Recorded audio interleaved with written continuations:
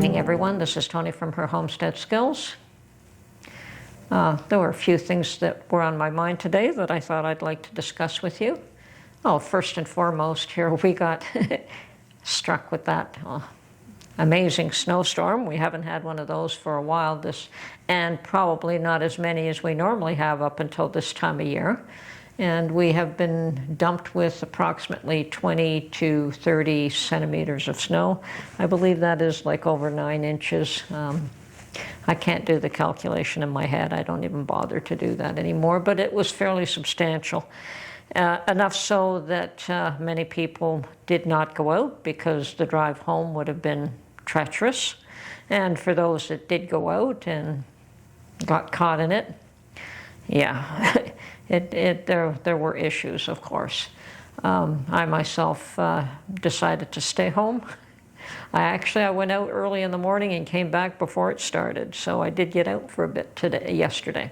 And today, here we're accustomed to these big snowfalls, so we do have the equipment, the plows and the salters, and and they've been busy probably since before the storm started to help to clear it away and make it passable. So I think later on today we should have no issues getting out and about on the roads, and I fully intend to get out for a while today. Anyway, notwithstanding that, I think what I wanted to discuss was things that I've noticed that there seems to be a lot more angry people with governments dividing people into one ideology and others having a different ideology, and one being promoted as being more valid than the other, and some people just being discounted as being their opinions don't count, their lives don't count, their jobs don't count, and others being put ahead of them, not because of merit, but because of ideologies. And that is definitely creating anger in some. I think that being locked up for the last 2 years and this fear that has been used as a tool to control people is having its own repercussions, and people are lashing out, and we're seeing a lot more violence. We're seeing violence that is, there's no cause, there's no rhyme or reason for it, except that people are angry. We had recently here a story of one individual chasing 2 others with a syringe. I don't know what he intended to do with it except stab them, and God knows what was in that syringe, if anything. The idea of it was fairly threatening, and the 2 individuals did manage to get away, and the individual chasing them was arrested.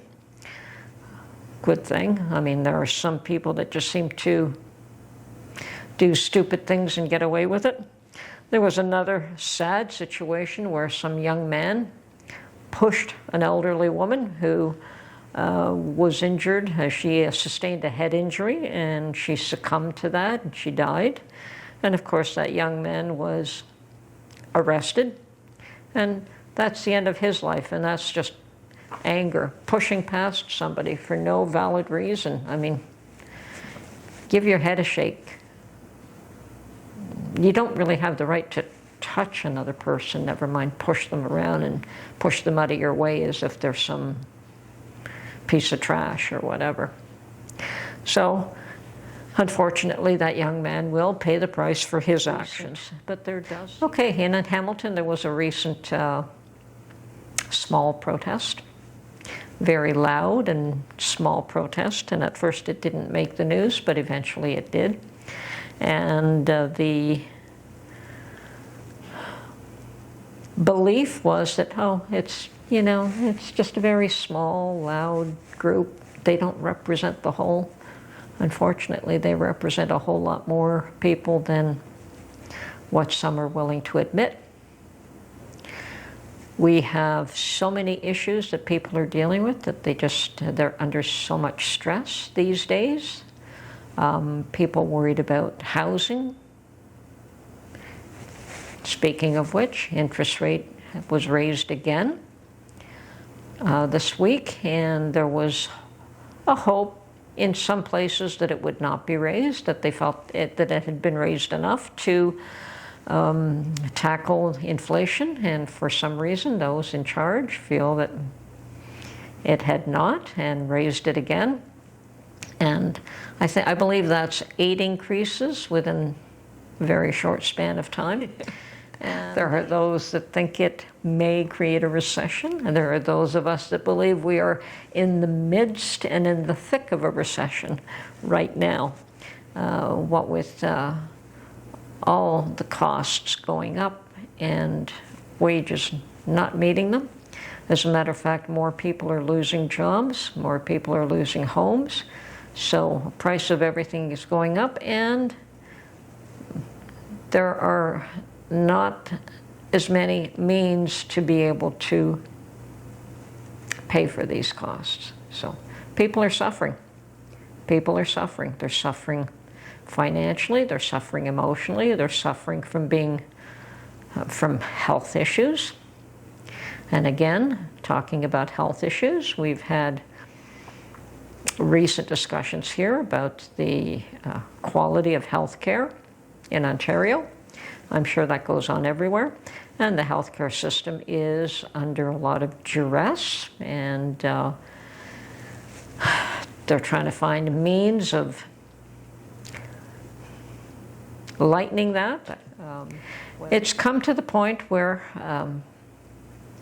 Mark and I both feel that it probably is time for us to move on, find someplace else, a little less congested.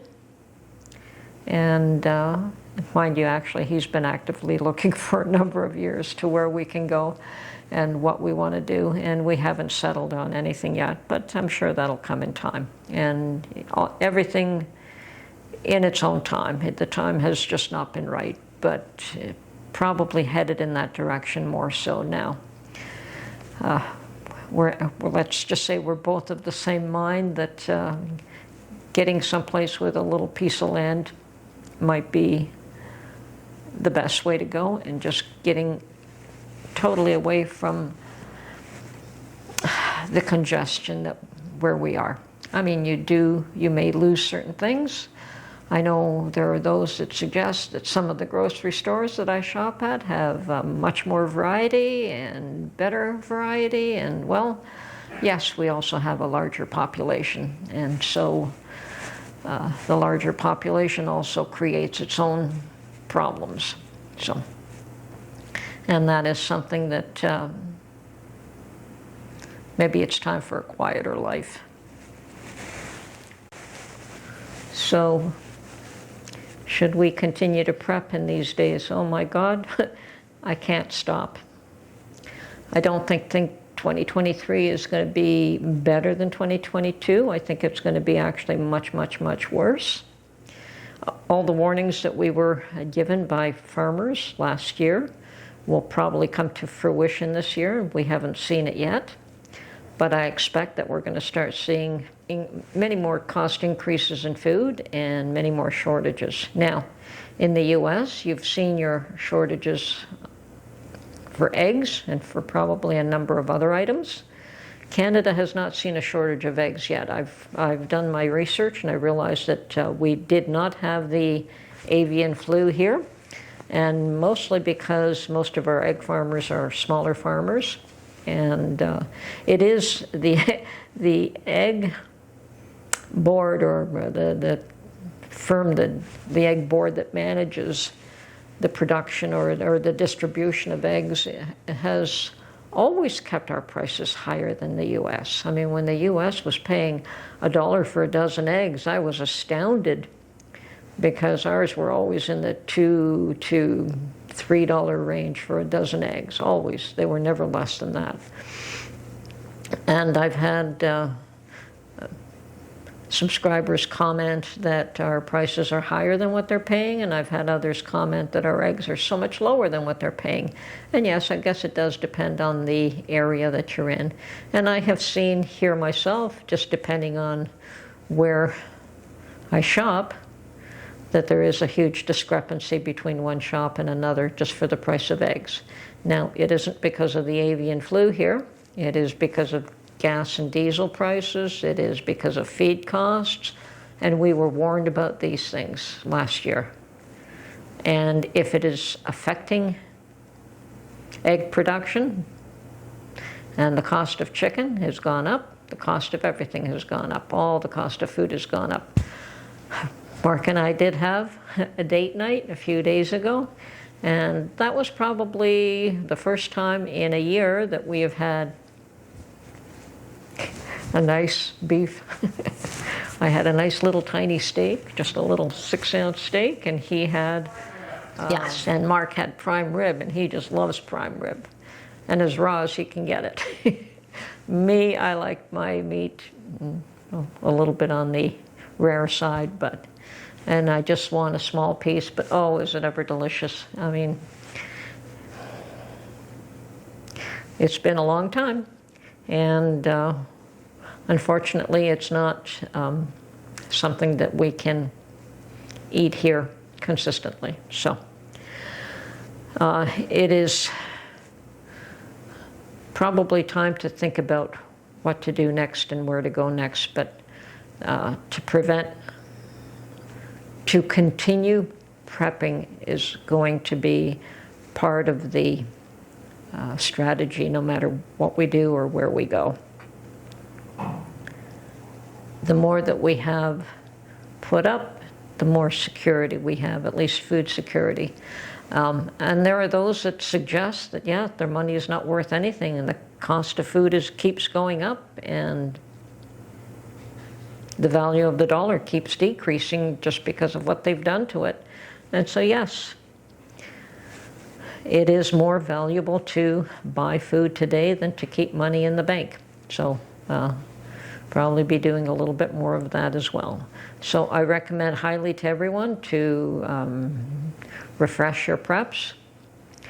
Don't just think that you have enough. I mean, I have gone through some of mine and I realized, yep, I'm using some of this up. It's time to stock up again, like flour. I bake bread and I make pasta, and I use up flour a lot, so it's time to try to find some more sale prices, and I am trying to make sure that I rotate what I have, because flour is one of those things that even though you package it as well as what you can, it does have a certain life. So anyway, try to stay safe, try to protect yourself, try to stay away from the loonies. Yeah, the loonies. I don't know how we can. You never know what sets people off, except that we know that life is hard for everyone, and you just don't know where and how they're going to turn and what's going to happen to these children. And hopefully parents are able to circumvent what society is trying to do to the children, hopefully. I mean, there's influences and there are influences, and we hope for the best. Anyway, this is Tony from her Homestead Skills. Keep preparing. Don't be scared. Do what you can, even if it's only to get a few extra cans of food to put away. I mean, we are not all capable of doing everything. I'm not in the position where I would like to be, but I'm working towards it. And I think that as long as you work towards your goal, you have a better chance of achieving it. And set a goal.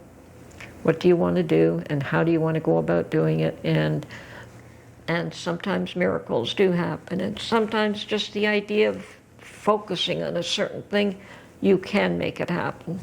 So do what you can. And with respect to that small protest here in Hamilton, well, we had the truckers protest And we have this small protest in Hamilton, which was considered a small but loud group that did not represent the whole. And I'm afraid that people aren't paying attention. We have protests growing around the world. We have had protests in Iran. We have had protests in France. We have had protests in China. We have had protests in the US. We have had protests in Canada. And I think that these are just going to continue to grow. I don't believe that change will be affected from the top down. I'm a firm believer that change will only happen when the people themselves make it happen. So that is concerning. It is very concerning to me. And it would be nice if there were those that listened and made the change easy. But we'll see what happens. We don't know. But I don't believe it'll be an easy transition. And I think that 2023 may be pivotal. So folks, keep your eyes out, keep your ears open, keep looking, keep watching, watch for the signs, because they all add up, they all snowball. All these small protests will grow, and they'll continue to grow. And this is what I'm seeing, and this is what I'm looking for. I'm looking, the individual angry person here, the other angry person there, the groups that are forming to counteract these other groups that are forming. And all these things are not good signs. They're absolutely not good signs. So folks, keep your eyes out, stay safe, and keep stocking up. This is Tony from Her Homestead Skills. Hope you enjoyed this one and come back again. Bye for now.